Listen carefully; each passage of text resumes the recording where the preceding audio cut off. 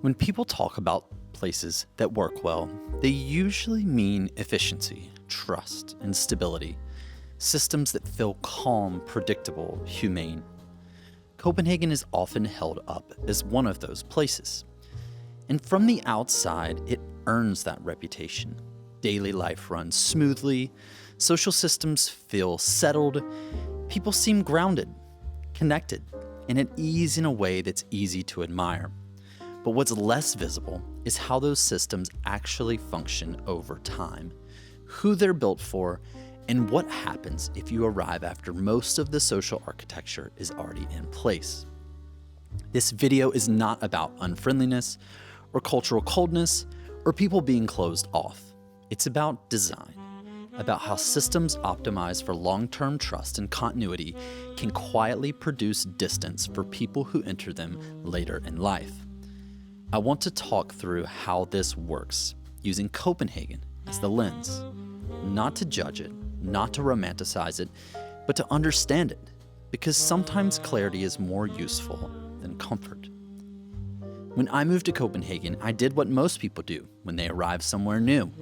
I tried to adapt, I paid attention, I learned the rules, slowed myself down, and showed up when I was supposed to, and generally tried to fit into the rhythm of the place. And after a while, something became clear. Copenhagen works incredibly well, but it works in a very specific way. It was never built to fully let new people in. That sounds harsher than I mean it. I do not mean that people are unfriendly or cold or intentionally exclusionary. That's not been my experience. People are polite, often warm, and frequently kind. But when a system is built on lifelong trust, shared history, and relationships that form early and then remain relatively stable, there's no obvious place to enter once that formation is already complete. So the question is not why Denmark feels closed. The question is, what is the cost to arrive late to something that already works so well? From the outside, this looks like one of the most functioning societies in the world. There's a lot of trust. Daily life feels smooth. Social systems are predictable. Relationships run deep. And all of that is real.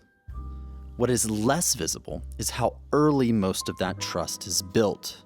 Same schools, same neighborhoods, same friend groups stretching back decades.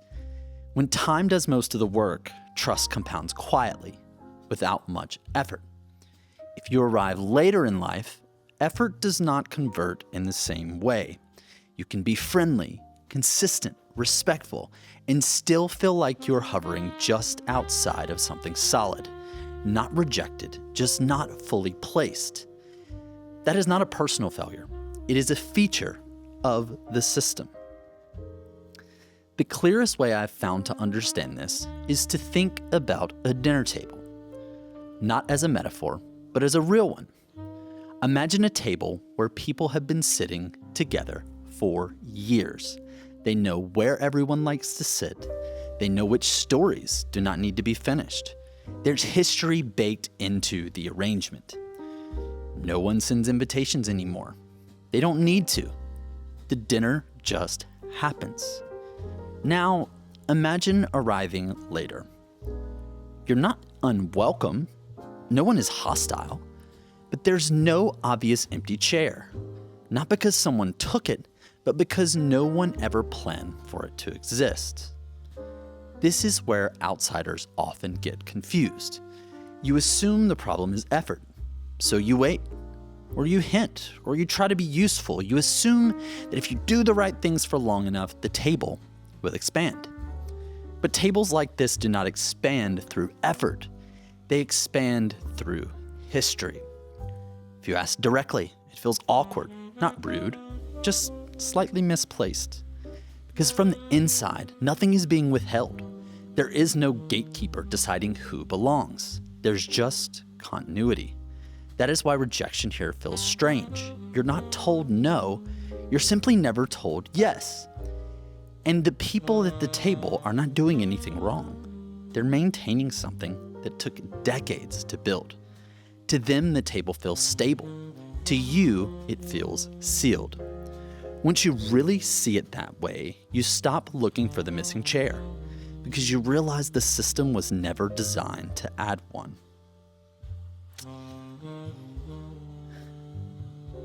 This becomes especially disorienting if you come from a place where effort usually works.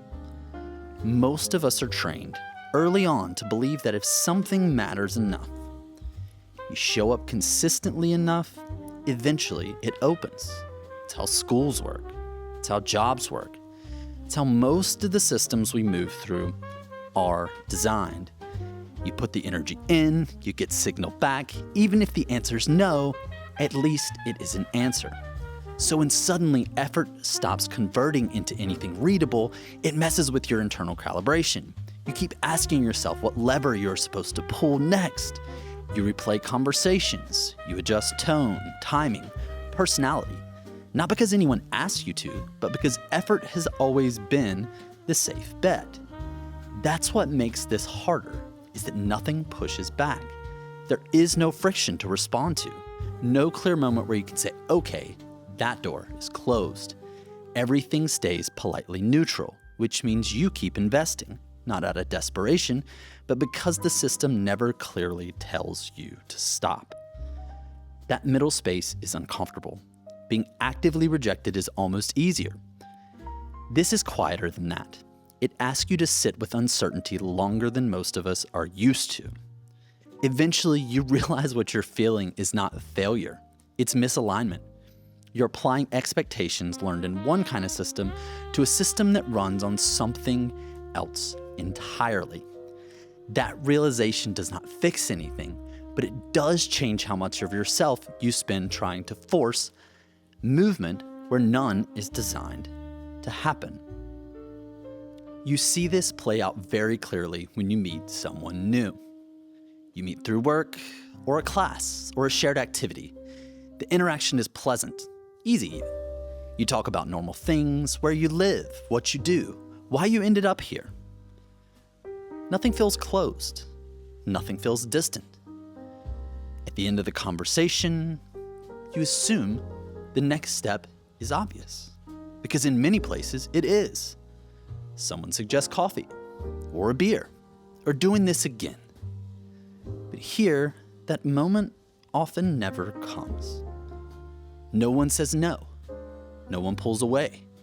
The interaction simply ends. So you assume you're supposed to initiate. You send a message. It's polite, casual, low pressure. The reply is friendly but non-committal. Maybe another time. Sounds nice. Weeks pass, then months. You might see them again. The interaction is still pleasant, still warm, and still goes nowhere. This is usually the moment where you start blaming yourself. Tone, timing, energy. But nothing actually went wrong. The system did exactly what it is designed to do. From the inside, nothing happened. From the outside, everything stopped. Once I understood that, something shifted. I stopped asking when things would open up and started realizing they might already be working exactly as intended, just without me. There's another part of this that takes a long time to notice, which is how plans actually get made. In stable systems, plans are rarely proposed. They're the same. Same place, same time, same people. No one confirms attendance. No one checks availability. If you were there last time, you're assumed to be in. If not, nothing signals that absence matters.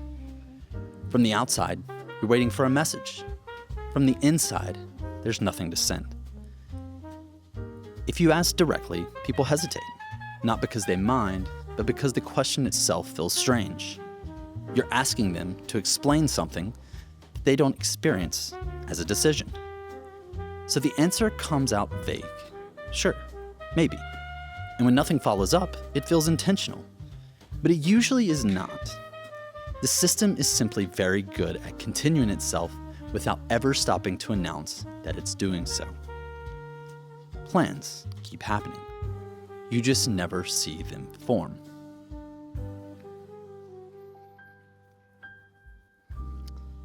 There is one last thing that makes this hard to understand, and that is how time works here.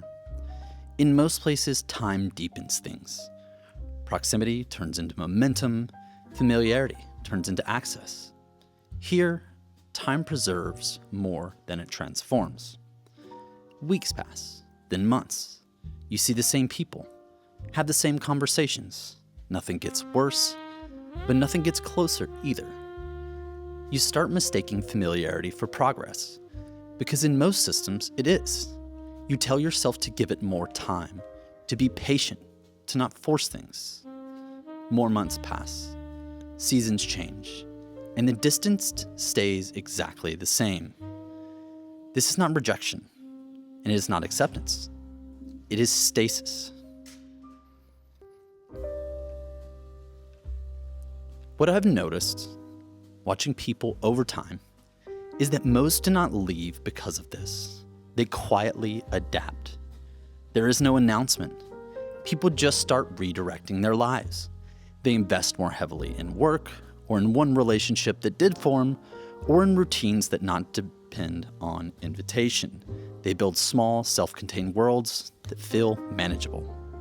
Life can still be good, calm, structured, even satisfying. But there's also a subtle letting go that happens, not of the place necessarily, but of a certain expectation. The expectation that if you just wait long enough or try hard enough, something will eventually click into place socially. People stop waiting for escalation, stop reading into things, stop holding space for an outcome that never quite arrives. And that adjustment is often framed as maturity or acceptance or simply how adulthood works. Maybe that's true, or maybe it's simply what people do when they recognize that a system is not broken, it's just not oriented towards them. Understanding this system did not suddenly make it easier to belong, but it did change how I interpreted what was happening around me. I stopped reading neutrality as feedback, stopped assuming time would eventually convert into access, stopped treating silence as something I needed to solve. What replaced that was not resentment or withdrawal or even acceptance in the traditional sense. It was clarity, a clear picture of what this system is designed to do and what it is not. Some places are built to welcome newcomers constantly. Others are built to preserve depth over time. Very few manage to do both. Copenhagen is not broken, and it does not need to change to justify itself. But understanding how it works helps explain why effort alone is sometimes not enough to create belonging. And maybe the value in that understanding is not that it gives you access, but it gives you back agency, the ability to choose where to invest your energy without confusing silence for failure. Some systems give you belonging, others give you clarity.